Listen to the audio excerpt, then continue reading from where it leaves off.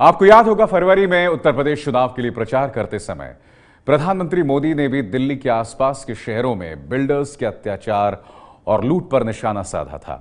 उसी समय उन्होंने वादा किया था कि बिल्डर्स को जहां से शय मिलती है उसकी डोर काटेंगे। आज योगी सरकार ने मोदी के वादे को सच कर दिया है। सीएजी जांच होगी गाजियाबाद, नोएडा, ग्रेटर नोएडा जैसी अथॉरिटीज की, लेकिन नपेंगे बिल्डर्स भी।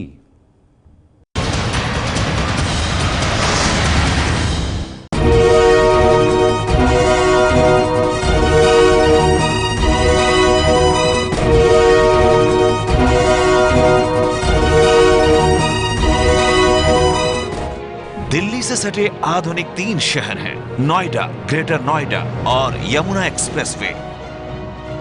3 शहरों को नगर निगम नहीं चलाते। इनके लिए बनाई गई है 3 अलग अलग अथॉरिटी, जो शहर की सफाई से लेकर स्टेडियम बनाने, सड़क बनाने से लेकर बिजली, पानी तक सप्लाई करती है। 3 शहरों में अगर आप घर या फ्लैट खरीदते हैं तो उसमें भी अथॉरिटी होती है, क्योंकि 3 शहरों की जमीन किसानों से लेकर बिल्डरों को बेचने का काम अथॉरिटी ही करती है।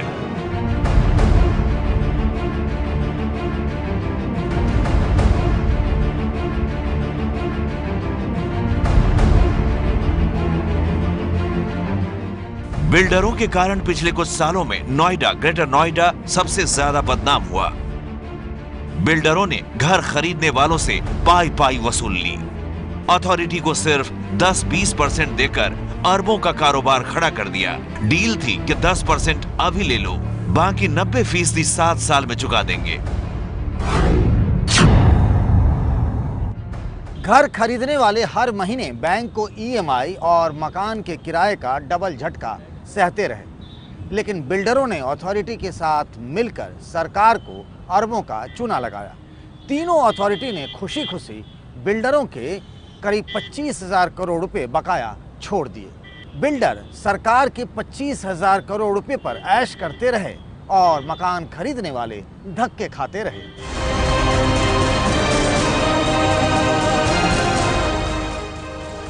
घर खरीदने वालों के साथ हो रही जातियों की कहानियां प्रधानमंत्री नरेंद्र मोदी तक पहुंच चुकी थी। फरवरी में गाजियाबाद आए थे, तब पहली बार पता चला कि बिल्डर की बदमाशियों की फाइल बन रही है। सामान्य मानवी जिंदगी भर की कमाई बचा करके एक छोटा सा फ्लैट खरीदना चाहता है। मध्यम वर्गीय लोग जो पेट काट करके मकान बनाना चाहते हैं, उनको लूट लेते हैं, उनके हक के पैसे नहीं देते।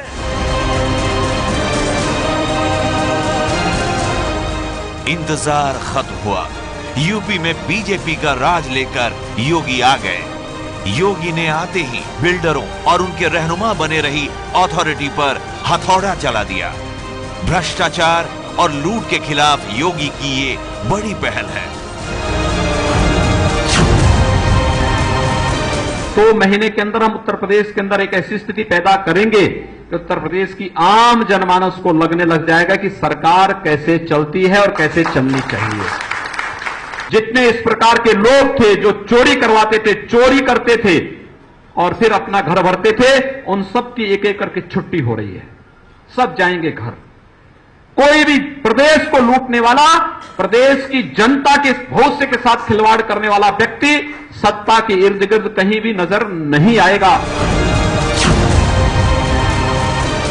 बिल्डर लूट के खिलाफ पीएम मोदी ने जो कहा था, उसका नतीजा अब दिखने लगा है। योगी कैबिनेट ने नोएडा, ग्रेटर नोएडा और यमुना एक्सप्रेसवे समेत यूपी की 29 अथॉरिटी पर सीएजी की जांच बैठा दी है। एक एक काम और पाई पाई का हिसाब मांगा जाएगा अथॉरिटी से। अखिलेश ने इससे पहले अथॉरिटी पर जांच नहीं होने दी थी। कैग को या कोई भी केंद्र एजेंसी जिसको अनुमति मांगती है, उसको हम लोग तुरंत दे देंगे। तो राज्य सरकार ने आज इसका अनुमोदन किया है। यूपी की डेवलपमेंट अथॉरिटी के अधिकारी नए निजाम और हथौड़ा की आहट सुन नहीं पाए, जागने में देर कर दी। बिल्डर तो अभी भी नहीं जागे हैं। कुछ दिन पहले अखबारों में छपे विज्ञापन ने नोएडा के लोगों को हैरान कर दिया। अब तक लोगों की शिकायतों पर कुंडली मारकर बैठते रहे नोएडा अथॉरिटी ने हाउसिंग सोसाइटी में घर खरीदने वालों को शिकायत बताने के लिए बुलाया। कल इसकी शुरुआत सेक्टर 120 के आम्रपाली जोडियक में घर खरीदने वालों की सुनवाई के साथ हुई। जो पेनल्टी ने देना था हर एक रेसिडेंट को वो उन्होंने पे नहीं किया। तो आप रुके रहिए ना। हाँ सर। या वो देखिए एक चीज होती है पेनल्टी आपको लेट उसका देंगे वो अलग है। हाँ। हम इनसे बात ये करेंगे हमने इन पे लादा हुआ हम इनको माफ करेंगे। वो इशू इंटरनेट नहीं इसको माफ करेंगे। नाम लेकर के रोका था सर। आम्रपाली जोडियक के खरीदारों ने कल रजिस्ट्री की मांग रखी तो अथॉरिटी ने ये कहते हुए मना कर दिया कि जब तक आम्रपाली बिल्डर अथॉरिटी के 201 करोड़ नहीं भरेगा तब तक रजिस्ट्री नहीं होगी।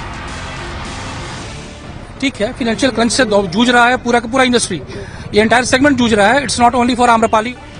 ये उन लोगों का हाल है जिन्हें पोजीशन तो मिल गया है लेकिन उनके घर की रजिस्ट्री असंभव है।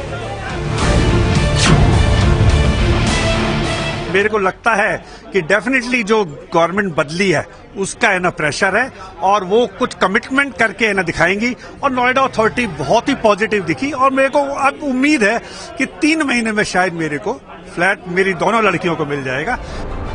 25,000 करोड़ का बकाया अथॉरिटी कड़ाई से मांगती नहीं और बिल्डर शराफत से चुकाते नहीं।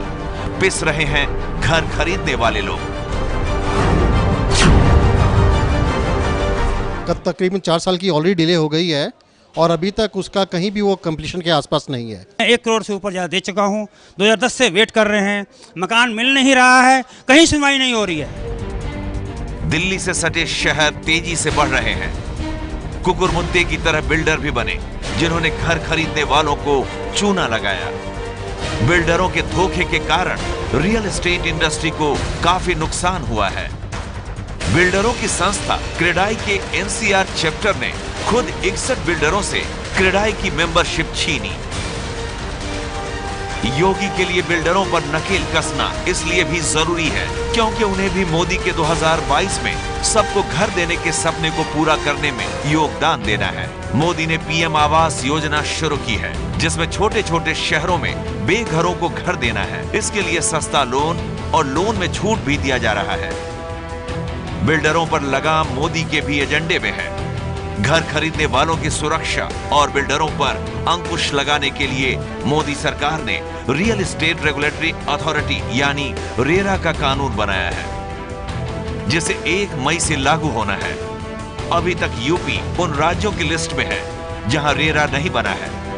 योगी का अगला लक्ष्य रेरा का गठन हो सकता है। किसी एक अफसर को भी रेरा की जिम्मेदारी देकर योगी यूपी में बिल्डरों पर लगाम और खरीदारों के अधिकारों की हिफाजत कर सकते हैं।